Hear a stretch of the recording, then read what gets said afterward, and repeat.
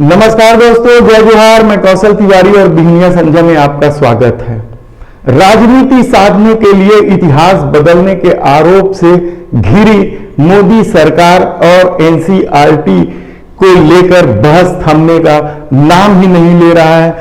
न केवल इतिहास बदलने की कोशिश की गई है, बल्कि साहित्य की किताबों में भी भारी परिवर्तन किया गया है। सूर्यकांत त्रिपाठी निराला को हटाने को लेकर बेहद ही विवाद है।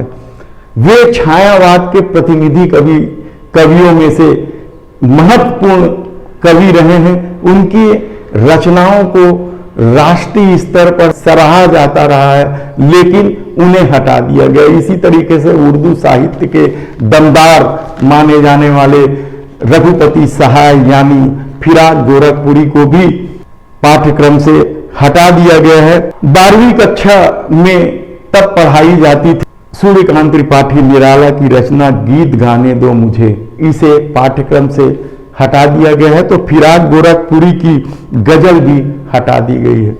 विष्णु खरे की एक काम और सत्य को भी हटा दिया गया है। सत्य को लेकर कहा जाता है कि मोदी सरकार बेहद डरती है और इन लोगों को हटाने का मतलब भी यही कहा जा रहा है कि सरकार सच सुनना नहीं चाहती, सच जानना नहीं चाहती, केवल झूठ और अफवाह पर अपनी राजनीति करना चाहती है। इसलिए वह निराला, फिराक गोरखपुरी या विष्णु खरे जैसे लोगों के साहित्य को विस्मित कर देना चाहती है। चार्ली चैपलिन को भी हटाया गया है। चार्ली चैपलिन को किस तरीके से हटाया गया, क्यों हटाया गया, इस पे हम ज्यादा बहस नहीं करते हैं। हम जानने की कोशिश करेंगे आज की आखिर निराला और फिराक गोरखपुरी को हटाने का क्या अर्थ है।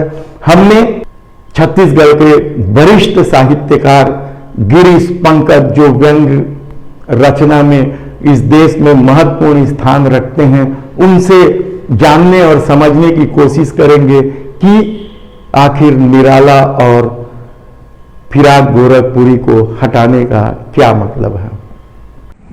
एनसीईआरटी अपने सिलेबस में बहुत कुछ फेरबदल कर रहा है। ये एक प्रक्रिया है जो इसके पहले भी होती रही है। कुछ लेखक हटाए जाते हैं, कुछ नए जोड़े जाते हैं, ताकि बच्चों को कुछ नए नए नामों से भी उनका परिचय हो जाए। लेकिन कुछ ऐसे नाम होते हैं जो हमारी धरोहर होते हैं, उसके साथ हमें यात्रा करनी पड़ती है जीवन भर। जैसे सूर्यकांत त्रिपाठी निराला, अगर हम उनको कोर्स से हटा दें कि और किसी कवि को रखें, तो ये अपने आप में बहुत बड़ी त्रासदी है, बहुत बड़ी घटना है। इस प्रवृत्ति की जितनी निंदा की जाए कम है।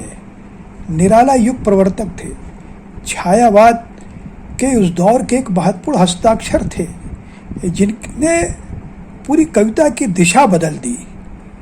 छंदबद्ध कविता के विरुद्ध खड़े होकर उन्होंने मुक्त छंद की रचना करके पूरी कविता की धारा को बदल दिया।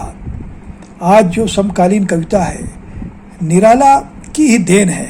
निराला ने छंद के बंध को तोड़ करके एक नया शिल्प गढ़ा, जिसे मुक्त छंद कहा गया। हालांकि वो कविता भी छंदबद्ध है, भले छंदों से मुक्त है, लेकिन एक नया प्रयोग निराला ने किया। ऐसे निराला को अगर हम हटाते हैं तो यह निंदनीय कदम है। मुझे यह भी पता चला कि फिराक गोरखपुरी को भी हटाया गया। फिराक गोरखपुरी, रघुपति सहाय, जिन्होंने उर्दू शायरी को एक दिशा दी, बहुत पहले से उन कदमों की आहट जान लेते हैं, तुझे यह जिंदगी हम दूर से पहचान लेते हैं। ऐसी अनेक महत्वपूर्ण रचनाएं करने वाले फिराक को भी हटाना दरअसल एक अन्याय है। इस पर एनसीईआरटी को विचार करना चाहिए। आप हटाइए, बेशक कुछ और नए कवि इधर के हैं, उनको आप हटा सकते हैं, जिनके हटाने से मैं नहीं समझता कि साहित्य का कोई बड़ा अहित होगा। पता चला विष्णु खरे को हटाया गया है। कोई बात नहीं, विष्णु खरे अगर हट जाते हैं, उसकी जगह कोई उनसे बेहतर कवि जो समकालीन कविता का हो उसे रखा जा सकता है। लेकिन निराला को हटाना, फिराक को हटाना, इस सारे मामले को लेकर जिस तरीके से विवाद बढ़ता ही जा रहा है, मुगल सल्तनत के बारे में हमने इससे पहले अपने तीसरी कड़ी में बताया था कि किस तरीके से मुगल सल्तनत को हटा देने का मतलब ताजमहल, तानसिंह, मानसिंह, टोडरमल, बीरबल और बहुत सारी बातों को विस्मित कर देना है।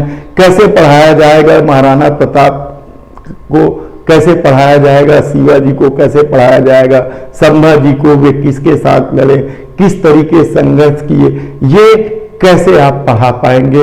इसी तरीके से हमने इससे पहले यह भी बताया था कि किस तरीके आंदोलनों के पाठ भी पाठ्यक्रम से हटा दिया गया है। महत्वपूर्ण आंदोलन था नर्मदा बचाओ आंदोलन, पर्यावरण की चिंता के अलावा यह आंदोलन आम जन को न्याय दिलाने का भी आंदोलन था, इसे भी पाठ्यक्रम से हटा दिया गया है। यही नहीं, देश के प्रधानमंत्री रहे अटल बिहारी वाजपेयी के राजधर्म की नसीहत को भी हटा दिया गया है।